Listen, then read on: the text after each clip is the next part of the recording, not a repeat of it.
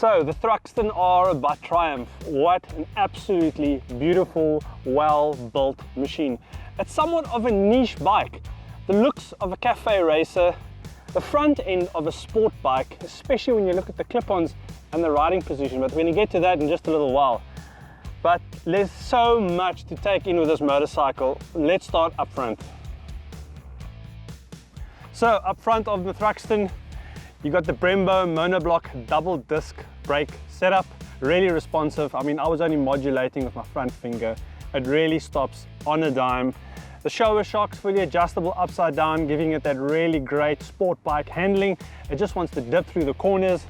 And then the headlight, it's got a nice LED daytime running light. I really like that touch. And then obviously normal headlights and high beam for when you're riding in dark conditions or just when the dusk starts to settle.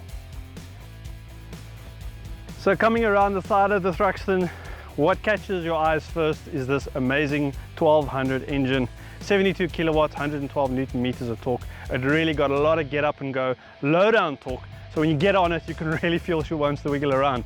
With the traction control on, you get on it in a second and I can already feel the front end getting loose. So this bike really does want to dance.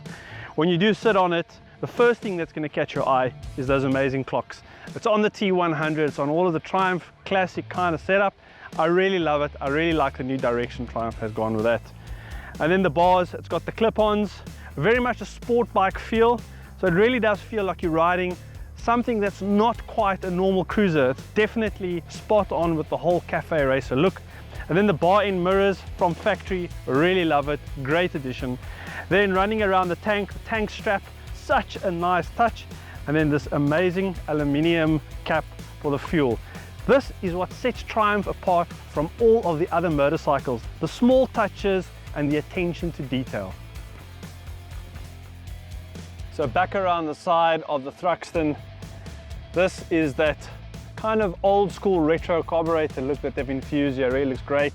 And then the engine cover, it's got that brushed aluminum finish, carries through from the T100, all part of their DNA, absolutely great. And then the exhaust pipes, the stainless steel, really starts burning some nice colors when it gets hot. And then it's got that matte brushed finish all the way through. A really nice piece and a really nice detailed touch is the seat.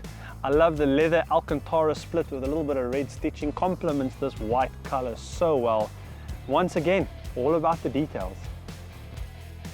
Then onto the rear of the suspension, Öhlins, fully adjustable.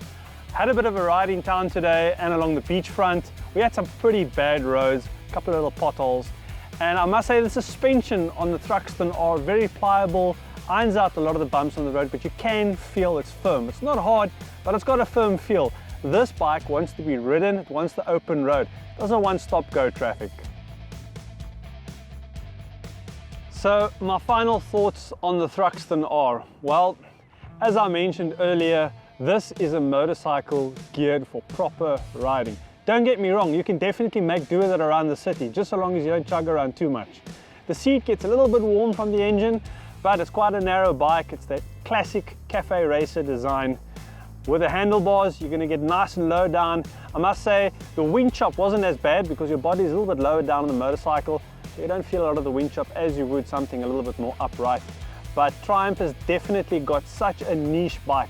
a sport bike front end with that classic cafe racer styling.